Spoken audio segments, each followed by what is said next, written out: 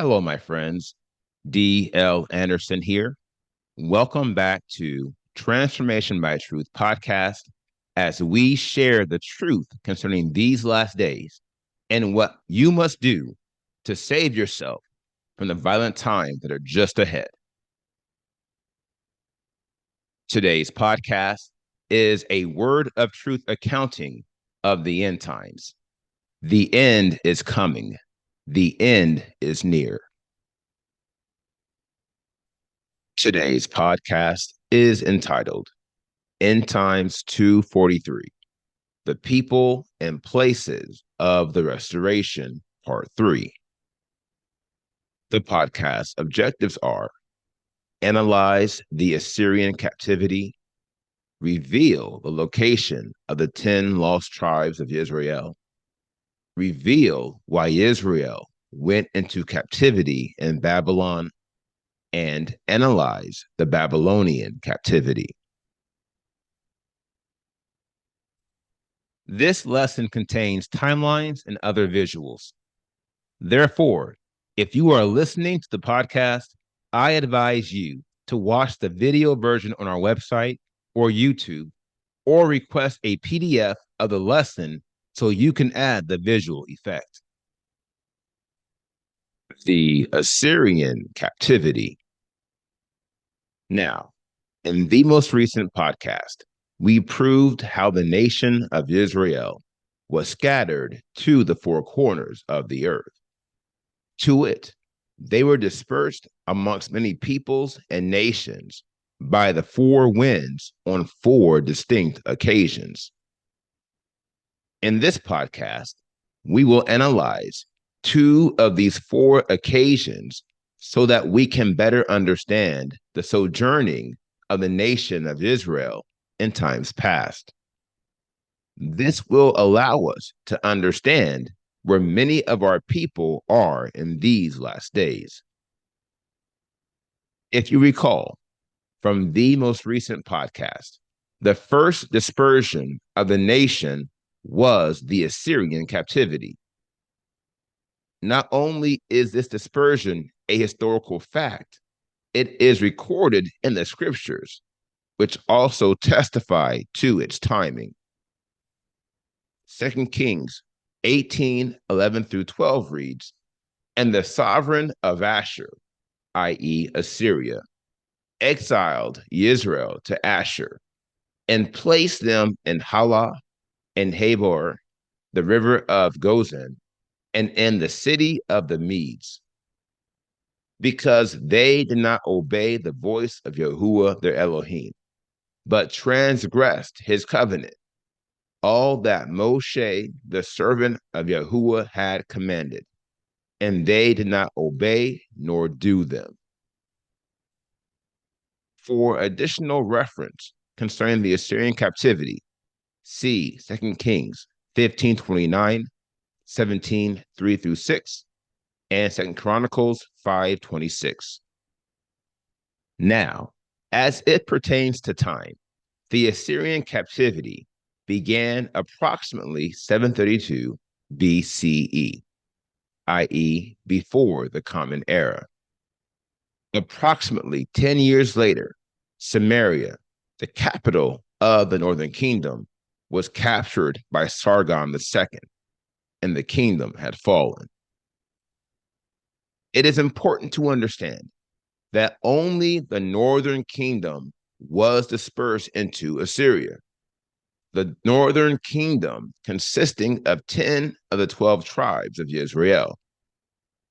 The Southern Kingdom did not go into captivity with the 10 tribes in the Northern Kingdom.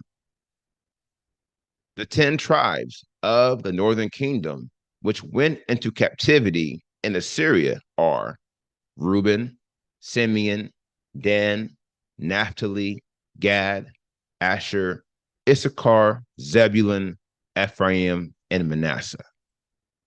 The two tribes of the Southern Kingdom, which did not go into captivity in Assyria, are Judah and Benjamin.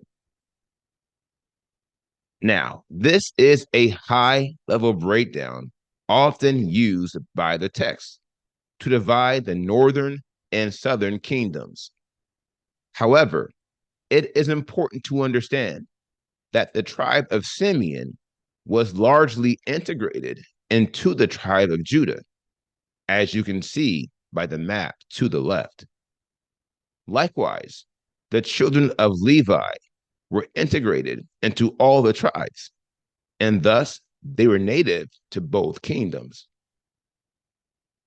This is why you will find scriptures speaking to the fact that there were tribes outside of Judah and Benjamin who were still in the land of Israel after the Assyrian captivity. It's because the divide between the northern and southern kingdoms was not as clean as it may appear to be per the text handed down to us. The 10 lost tribes. Now that we've analyzed the historical account of the Assyrian captivity, we must ask, where is Assyria with regards to the land of Israel? The answer, Assyria is north of Israel. In light of this finding, we understand the following. When the scriptures reveal that Elohim would recover a remnant of Israel from the northern corner of the world, they are referring to those who were dispersed during the Assyrian captivity. As you can see by the map to the left, Assyria is north of Israel. The dark orange area represents the kingdom of Assyria, and the light orange area represents all the lands the Assyrian Empire had conquered. Along these lines, a large majority of those who were dispersed into the Assyrian Empire never returned to their native land. Rather, they were scattered to the northern kingdoms of the world. From this depressing reality hails the infamous moniker, the 10 lost tribes of Israel. The following interest point reveals why the northern kingdom is often referred to in this manner in these last days. Unlike the southern kingdom, the 10 tribes associated with the northern kingdom never returned to the land of promise. On the contrary, captives from these tribes assimilated into the kingdom of Assyria, while others were further dispersed into the northern regions of Europe and Asia. The key takeaway from this interest point is sure. There is a remnant of Israel abiding in the northern regions of Europe and Asia to this day. Therefore, when Yahushua Messiah prophesied, the son of Adam shall send his messengers, and they shall gather together his chosen ones from the four winds, he is first and foremost referring to those who are displaced during the Assyrian captivity and are now in the northern corner of the world. To these members of the inseparable body of Israel, my brothers and sisters from the lost tribes, I encourage you to be of good cheer. Your ancient dispersion is coming to a soon end. Yahushua is coming to save you. Luke 19, 9 through 10 reads, Today, deliverance has come to this house, for the son of Adam has come to seek and to save what was lost. A plane outside the realm of healing.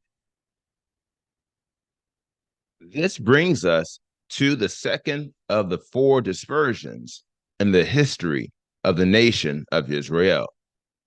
Enter the Babylonian captivity.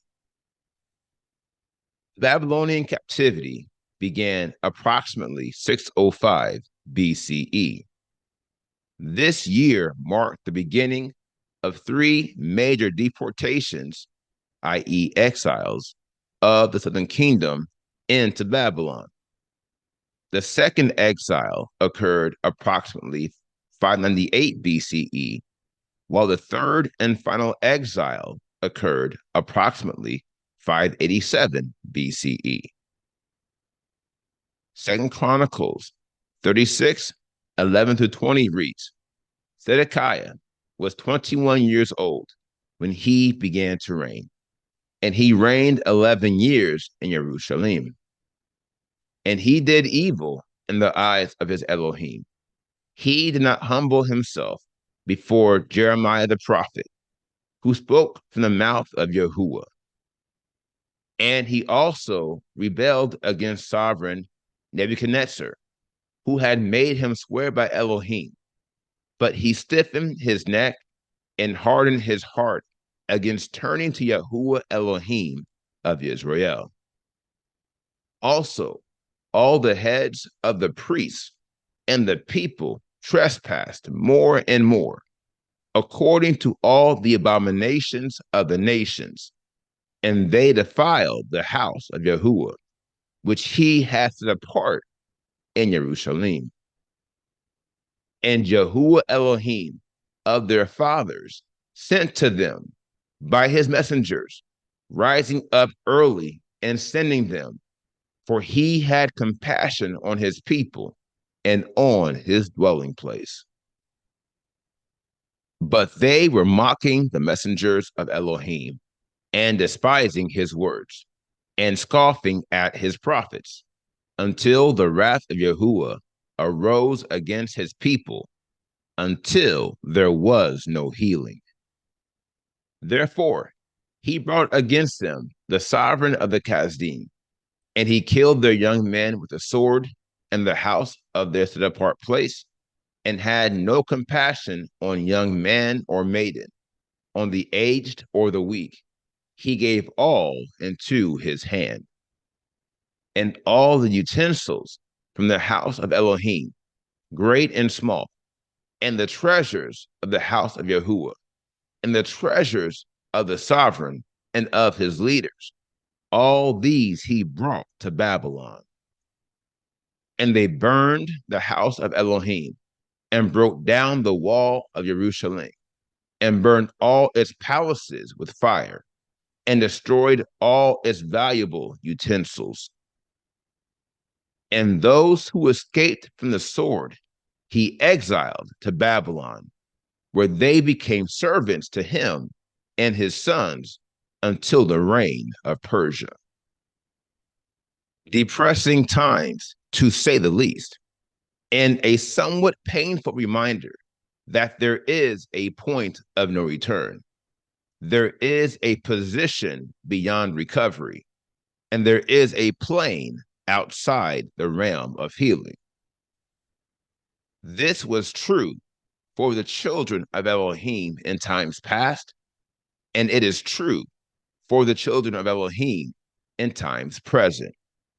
The grace of Elohim is real, and it is amazing, and yet it has its limit. Woe unto them who reach that limit. A long way from home. Now, as you can see by the map to the left, Babylon is due east of Jerusalem.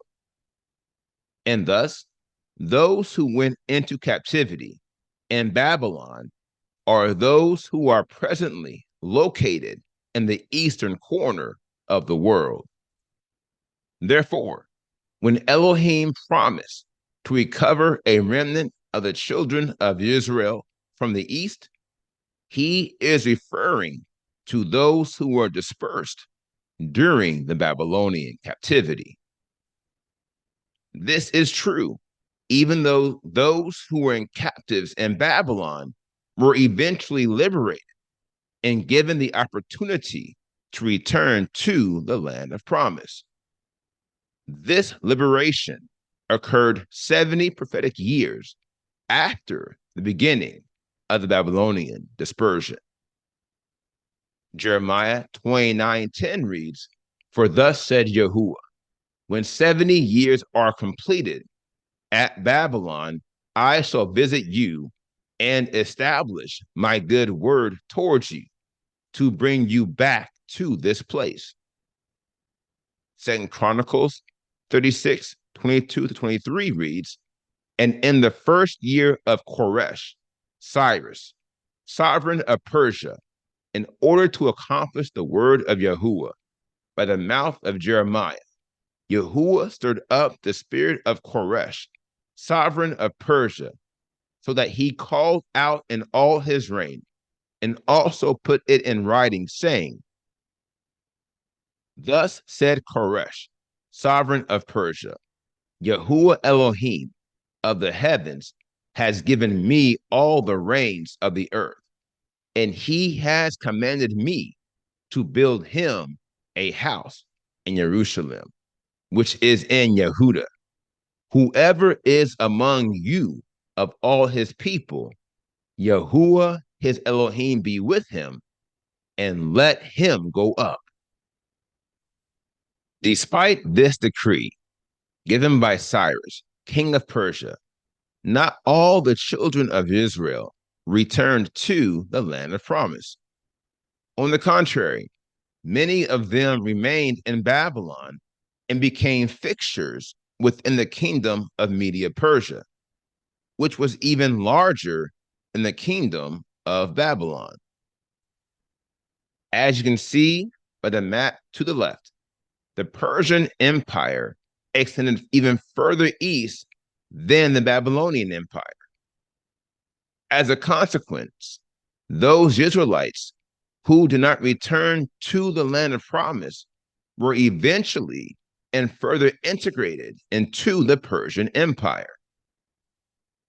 This speaks to how many of our people in these last days are displaced in the far east corner of the world. It is a result of the Babylonian captivity, which resulted in a mass dispersion into Media Persia. Not only this, but the dispersion into Media Persia was further complicated by the rise of the Greek and Roman empires, which pushed large factions of the Persian Empire further east and into remote lands in order to avoid captivity at the hands of these Gentile powers.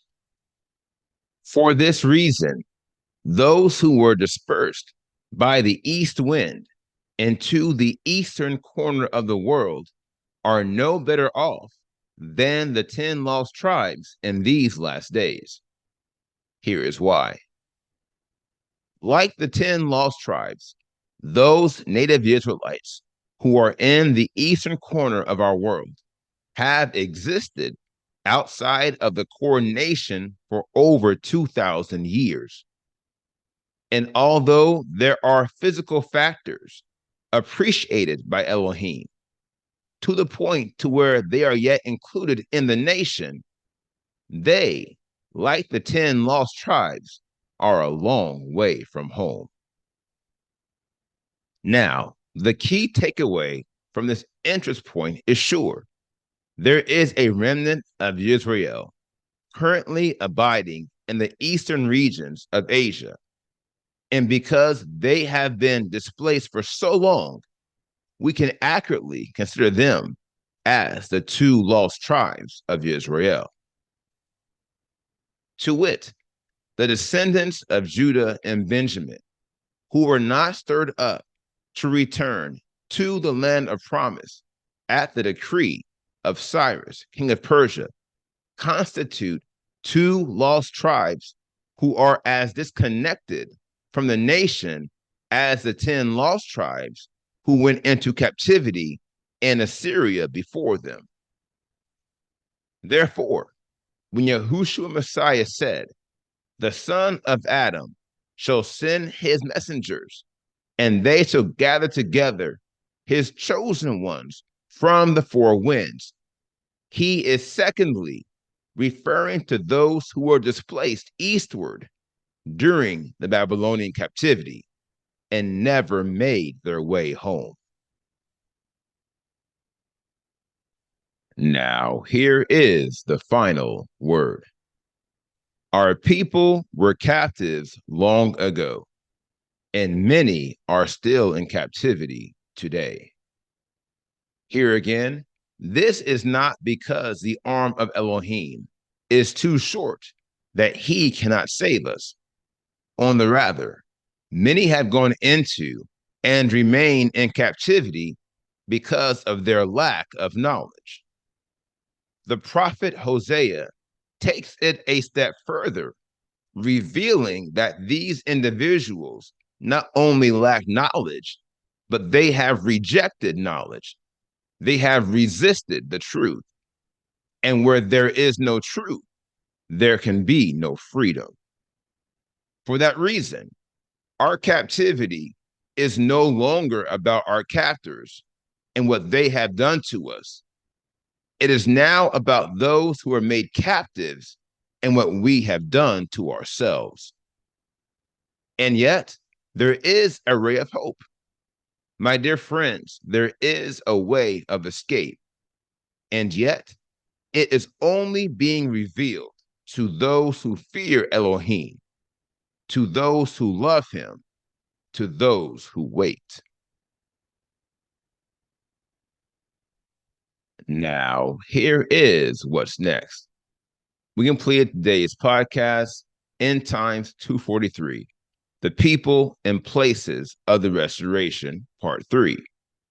And the next podcast is entitled End Times 244, The People and Places of the Restoration, Part 4. I will post this podcast on Monday, November 27th, 2023. Until then, my friends, continue to be led by the Spirit of Elohim. Continue to watch, continue to pray, continue in fasting, and most of all, continue to be focused, for the end is coming. The end is near.